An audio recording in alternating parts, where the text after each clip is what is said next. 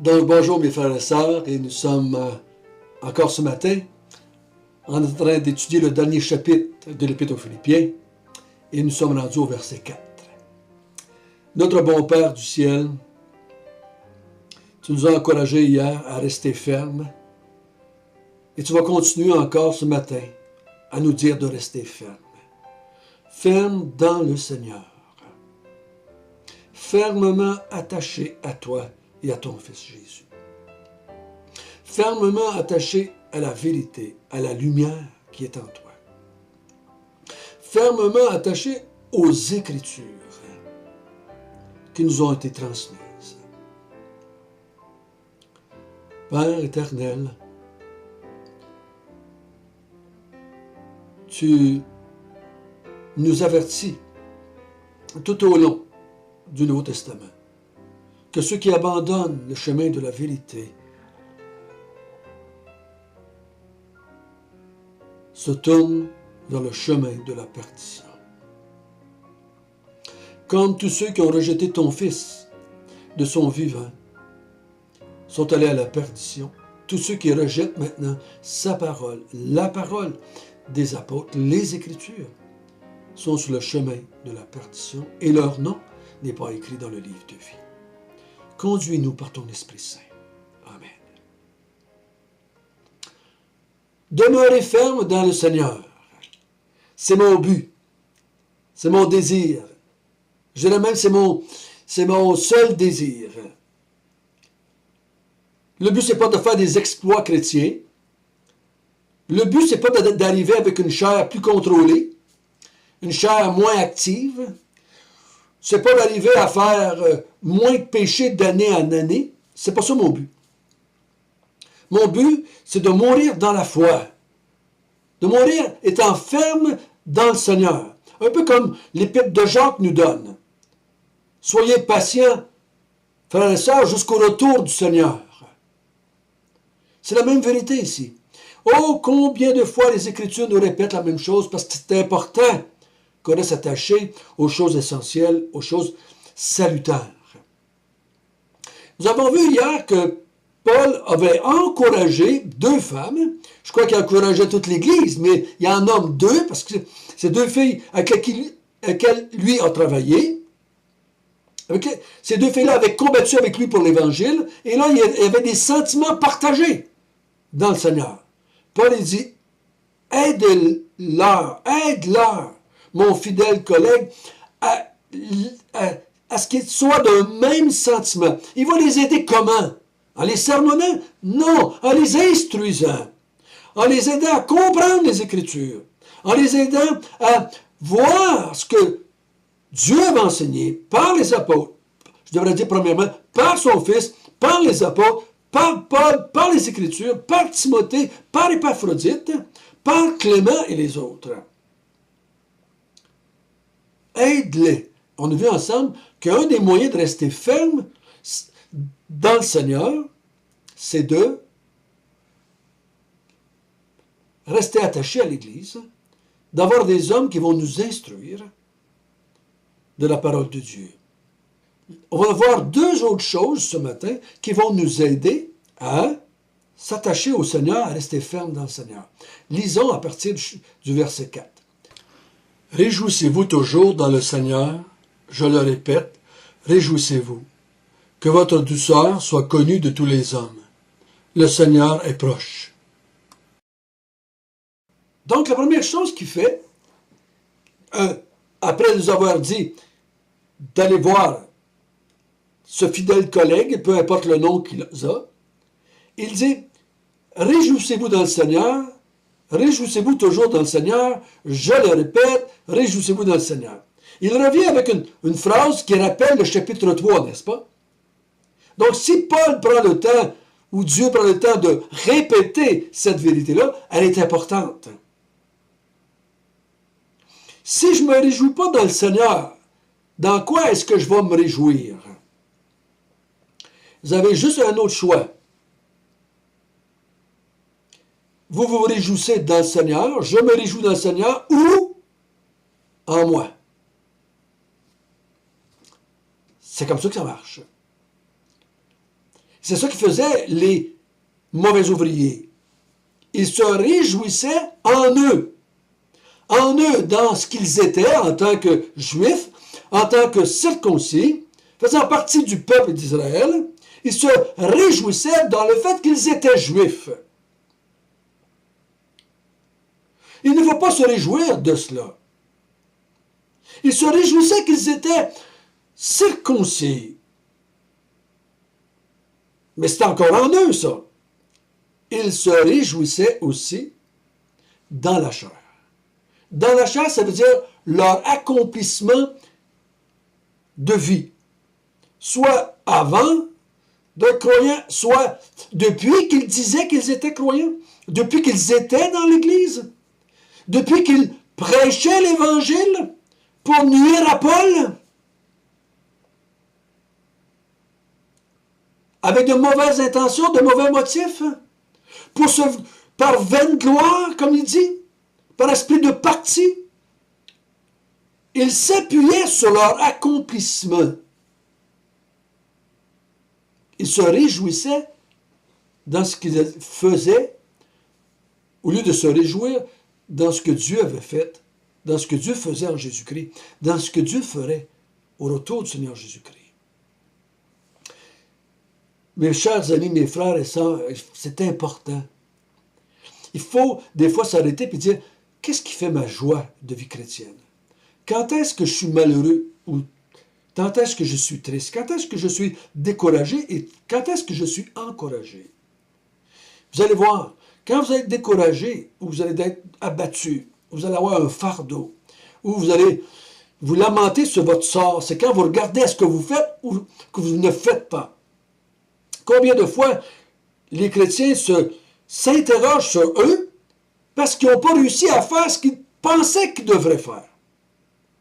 Et même si c'est vrai qu'elle a dû faire ça et qu'ils ne l'ont pas fait, je tentais de regarder encore à moi. Qu'est-ce qui me réjouit? C'est-tu ce que je fais? C'est-tu quand je conduis quelqu'un au Seigneur? Je me souviens quand j'étais en charge de l'évangélisation dans certaines églises, quand les chrétiens réussissaient à parler à quelqu'un de l'Évangile, ils étaient pleins de joie. Mais des fois, je me demande, qu'est-ce qui faisait la joie? C'est-tu parce qu'on avait parlé à quelqu'un? Et quand on ne réussissait pas à parler à quelqu'un, ou qu'on se faisait rejeter à 5 portes, 10 portes, 20 portes, les chrétiens revenaient un peu découragés, un peu abattus. Ils mettaient leur joie dans leur accomplissement. Paul dit non, réjouissez-vous dans le Seigneur. Réjouissez-vous dans ce qu'il est et dans ce qu'il a fait. Ça va vous aider à rester ferme. Donc, si votre joie de la foi, joie de l'Évangile, joie dans le Seigneur vient de lui, de Dieu, c'est immuable, ça ne change pas. C'est infini, c'est éternel, cela.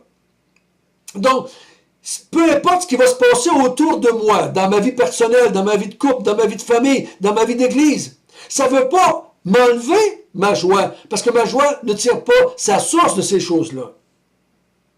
Ma joie vient de Dieu et du Seigneur. C'est ce que l'apôtre Paul, ou ce que Dieu nous encourage ici. Ça, c'est... Il dit, si vous voulez rester ferme, restez attaché à l'Église. Restez attaché à ceux qui vous enseignent ce que je leur ai enseigné moi-même. Vous voulez rester ferme? Réjouissez-vous toujours dans le Seigneur. Vous voulez rester ferme? Il dit que votre douceur soit connue de tous les hommes. Le Seigneur est proche. De quoi parle-t-il ici? Il parle-t-il du caractère de quelqu'un? Parle-t-il de la personnalité des croyants? Et dit-il ici maintenant, ceux qui sont colériques et ceux qui ne sont pas colériques, c'est de ça qu'on parle. Quelqu'un qui dit que votre douceur soit connue de tous les hommes. De quoi parle-t-il? Si vous prenez différentes Bibles en français, il y a différentes traductions, différentes façons de le voir. Donc, ils disent que votre bonté soit connue de tous les hommes. Et ils traduisent avec quelque chose de semblable à ça. Je ne crois pas personnellement qu'il parle d'un tempérament doux ici. Des gens qui parlent pas fort, des gens qui sont pas colériques, des gens ils parlent doucement, on dit que c'est des personnes douces. Je ne crois pas qu'il dit ça ici. Je crois que le mot douceur ici, selon ma compréhension, après mes recherches que j'ai faites, pourrait être traduit que votre soumission soit connue de tous les hommes. C'est quoi que ça rejoint un petit peu ce que Jésus avait dit dans le Sermon sur la montagne. Heureux les cœurs doux, car ils verront Dieu. Le mot doux, le mot douceur ici, c'est quelqu'un qui est comparé ici à ceux qui seraient rebelles à l'enseignement des apôtres. Quelqu'un de doux, c'est quelqu'un qui se laisse conduire par quelqu'un d'autre. Tu peux avoir un tempérament colérique, un tempérament, peu importe le style que tu veux te donner comme tempérament, tu peux être doux dans cette forme de douceur ici. Sois doux, sois patient, accepte. Sois doux avec ce que Dieu permet. Sois doux avec ce que Dieu t'emmène. Moi, je crois que Paul est un homme doux. Parce qu'il était, peu importe ce que Dieu l'emmenait, dans les villes, dans les palais, dans les prisons, Paul acceptait. Il a dit, j'ai appris à vivre. Non, il ne l'a pas dit, il va le dire dans les autres vidéos qu'on va voir dans quelques jours. J'ai appris à vivre dans l'abondance, j'ai appris à vivre dans la richesse, j'ai appris à vivre dans la pauvreté et dans la disette, j'ai appris à me réjouir dans les prisons, j'ai appris à me réjouir dans les palais. J'étais toujours heureux, parce que ma joie venait du Seigneur. Il est un homme doux dans ce sens-là. Parce que, vous savez, je crois que notre contexte nous emmène dans cette direction-là. Contexte immédiat et large.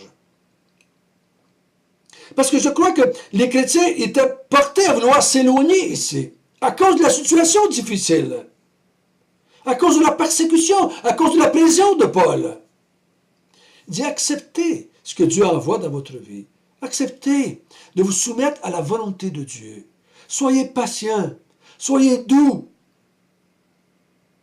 Et que tous les hommes connaissent votre douceur. Il n'est pas en train de dire, soyez reconnus dans la ville de Victoriaville, ou peu importe d'où est-ce que vous écoutez les vidéos. Ayez une belle réputation dans l'Église de quelqu'un qui est doux. Dis jamais un mot plus haut que les autres. C'est pas ça dont on parle. Et soyez doux, dans le sens où vous êtes reconnu comme quelqu'un qui reste attaché aux Écritures. Quelqu'un qui demeure ferme dans ce qu'ils ont reçu de Paul, de Clément, des autres conducteurs, de Timothée, d'Épaphrodite, de Tite, peu importe qui les a instruits. Il dit, restez doux. Dans votre douceur, soumettez-vous au Seigneur. Ce serait doux en comparaison avec rebelle. Et je crois que ce qui me pousse à penser ça, c'est le restant de la phrase. Le Seigneur est proche. Certaines Bibles traduisent ce terme-là, douceur, comme patient. Ou il est traduit ailleurs, ce même mot grec est traduit ailleurs dans le Nouveau Testament par le mot patient. Soyez patient. Ou que votre patience soit connue de tous les hommes. C'est dans le sens que vous attendez le retour du Seigneur. Et soyez patient, le Seigneur est proche. Voyez-vous, il y a une question de temps. Si le mot douceur est, selon moi, cette patience, cette persévérance, je comprends parce qu'il y a le mot proche. Le Seigneur est proche. Patience, proche. Il y a un rapport de temps ici. Il dit, restez attachés au Seigneur. Soyez doux. Soyez patient. Soyez persévérant. Demeurez ferme. C'est toujours la même vérité, là. Dans le Seigneur. Vous avez des problèmes? Allez voir ceux qui vous enseignent des Écritures.